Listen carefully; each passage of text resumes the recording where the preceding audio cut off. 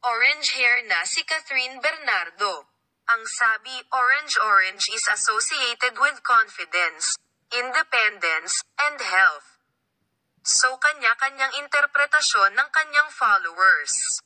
Ipinost nga ni Catherine na, I hope Santa still recognizes me with orange hair.